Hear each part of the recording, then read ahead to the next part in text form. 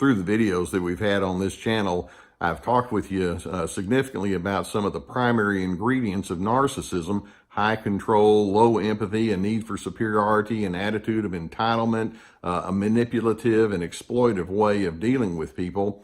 What I'm wanting to do is I want to add to your understanding of narcissism, and I want to see if we can pick up on certain red flags that might be just a part of their natural behavioral repertoire that goes beyond just those basics. And as I talk with you about these red flags, and I have 10 of them here, I'm wanting you to learn how to discern what's right and appropriate for you in relationships, because I know many of you have said, you know, I've been exposed to narcissists and it did not work out well, and I don't want to have to go back where I have to redo that all over again. So let's see if we can pick up on some primary, very common red flags that a narcissist may throw at you that will tell you perhaps this is not the relationship that you need to give a lot of attention to. For example, red flag number 1, narcissists tend to be easily critical. Now, you know, each one of us can be critical from time to time. We may say something like, well, I didn't really like that, or that didn't meet my expectations. And so, you know, sometimes that inner critic shows up. But narcissists, it shows up a whole lot. They can complain easily. They talk about what's wrong with somebody or what's wrong with an event or how this didn't measure up, or they thought they were all that, but no, they weren't, you know, and they just say those kind of things so frequently. It's like, man, I don't think anything's going to please you. And with a narcissist, typically that it doesn't, because they have to be superior, which means they like finding things that illustrate to them that people and events are inferior to them. Or a second red flag: they tend not to delve very deeply into your emotions. For example, let's suppose that you're talking about an event. Let's say you visited some friends or family, and then you say to that person, I really enjoyed my time there, and it was quite a rewarding experience for me. Now, the average healthy person is going to say, I could kind of tell that was a good one. Tell me more about that, and how is it that fit into your needs, or what's the history with that? And so they want to ask penetrating questions so they can get to know you on a more full basis. The narcissist, nah, I don't care what makes you feel the way you feel. And so if you talk about what makes you feel warm or good, they may say something like, oh, that's nice, but they don't really show a lot of interest in you because you're not them. They think about one person's needs most, and, well, that's themselves. Or a third red flag that a narcissist may toss out at you, and that is they tend to hijack conversations. Let's suppose that you're discussing an event or you're talking about some plans. The narcissist may say, yeah, that reminds me of a time when I did something like that. And they'll just go on and on about their experience, and it's like you got left behind in the dust. And you're thinking, well, I was about to explain to you what my experience was. And then you realize they don't really care. They have one favorite topic that they like to talk about, and wouldn't you know, it's themselves and their experiences. Or a fourth red flag, and that is they lack reflective thinking. Now, narcissists can be intellectual. They can have all sorts of ideas about what's good and bad and what's right and wrong, and they may be able to explain concepts and ideas real well, but that's not what I'm talking about when I talk about reflective thinking. You know, for example, if you're in a boardroom and you're talking about some plans, you hope that it's tied to a sense of missionality. If you're in a relationship and you're trying to discuss who we are and where we're going, you hope that it's tied to some feeling of meaning and purpose. And that's what I'm talking about when I talk about reflective thinking. Narcissists is like, nah, that's too much trouble. All you need to do is look at me and I'll tell you what to do. And when you want to go deeper and deeper into the meaning, into the roots of things, they get bored with that rather quickly, unless they're the ones that get to call all the shots, and then they can talk forever about that. Or how about a fifth red flag? And that is they can excuse any and every mistake that has ever happened in their life. If there's been a failure, it was somebody else's fault. Let's suppose they're talking about a relationship that didn't go well. Then they're going to talk about how moody the other person was, or how they had all sorts of expectations, or they just didn't live up to their promises, something like that. If it's a sporting event and their team lost, it's because the refs did it. If it's a business venture, if it's an organization and something didn't go well, then somebody else is at fault for that. They don't like saying, I blew it, or I made mistakes, or this is something that brought out one of the negatives in me. They can't do that, because that's vulnerability, and that means that they're away from that superior position, and that scares the daylights out of them. Or how about this one? And this is number 6. And that is, they have a lot of expectations for you and people in general. You'll hear narcissists, and listen carefully on this, you'll hear them use words like must and have to, had better, got to, should, supposed to. Those are favorite words that they like to use, because it's their way of saying, well, there's a way, an agenda that life is supposed to unfold, and it happens to coincide with the way I think. And so they insist that things have to play out according to their agenda. And as a result, they're not very nuanced. You know, sometimes you can have opinions about how things ought to be, and that's fine. But there can always be an exception to the rule, or there can always be something that comes along that's like, oh, hadn't thought about that, or that's just a different set of circumstances. I think we need to move beyond hard black and white, and sometimes get to know the person or the circumstance more fully before we move forward.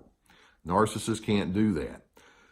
Red flag number 7, and this is a very common one, and that is conflicts are not managed successfully. If you get into a conflict with a narcissist, then as far as they're concerned, it's a contest.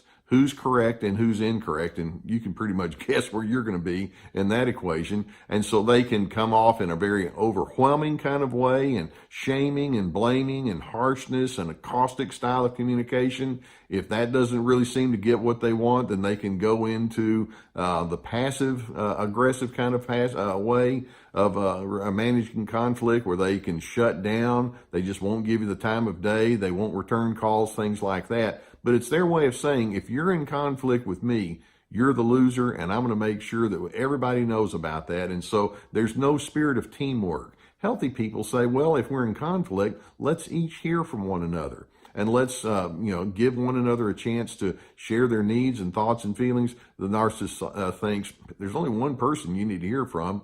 It's me. Or an 8th red flag.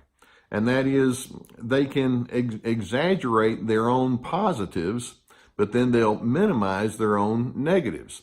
You know, when you hear about something, hear something good about them, let's say they did well in high school, they're 48 years old. It's like, well, let me tell you about the time I scored that touchdown. Or, or maybe in their adult years, well, we had this big sale and I closed the biggest sale in company history. Or their kids are doing well. Well, they're not doing well. They're the best kids in the class. And so they greatly exaggerate all the stuff that's good, but then they don't like to talk about the things that didn't go too well, like the time I didn't get that sale, or the time that, things didn't go well with me earlier in my life. They only want to talk about themselves in an upbeat kind of way. And so as a result, you don't get a real sense of intimacy. Now, they don't mind learning the negatives about you, because that just gives them power over you, but they're not going to let you know their own negatives. Well, this takes us to another one, and that is another red flag, and that is they can be very impressed with external signs of success. For example, they like being in a bigger house, or having the better car, or wearing the finer clothing, or being around the people that really matter the most. They want to have the external bling and the sign of success, and being attached to the folks that seem to be in the decision-making kind of position. And it's very important for them to have the externals. Just being an average kind of person, or a regular individual, or someone who's kind of plain or unassuming, that's not very appealing to them. And finally, why don't we say another red flag is there's a general sense of closed-mindedness. They don't like hearing from other individuals. Impatience comes easily. And when I say impatience, it's because they don't want to slow down long enough to hear somebody else's thoughts and feelings and needs. It's like, look, if the world could just think like me, then we'd all be better off. And so they've just kind of got this sense that says, I don't want to be bothered by listening to someone else's thoughts and interpretations. Just do what I tell you to do. So as you are becoming increasingly aware of these red flags, I'm hoping that you'd be willing to ask yourself a few questions as you think about whether you should move forward with this person or not.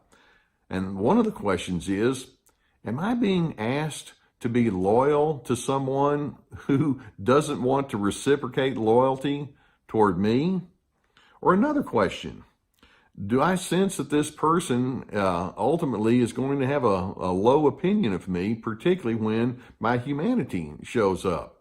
And if that's going to be an ongoing thing, it's going to be very unpleasant for you. Another question, and that is this someone that I could be safe with when difficulties arise? In any kind of relationship, personal, business, or elsewhere, there's going to be some difficulty. Is this somebody that can handle things in a very good way? And then another question, and that is, do I get the feeling that there's certain things that this person just doesn't want me to know about them?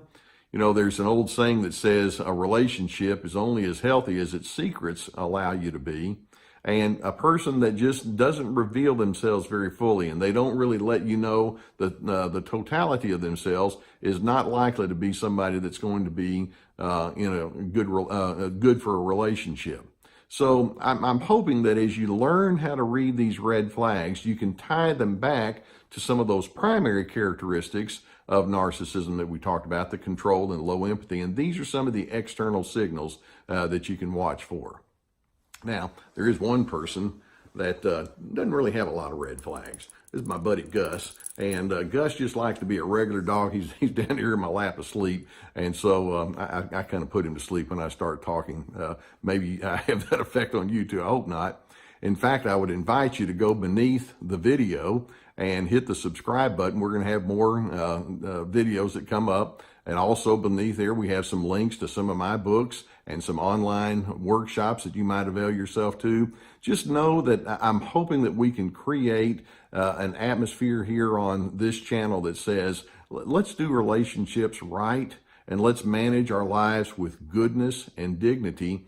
And that's when we know that we're survivors of other people who might want to throw their narcissistic bent toward us. We can do better than that. And so I'm hoping that you're going to join us in that effort. Now, to that end, I will see you next time. And Gus will too. He'll be back. See ya.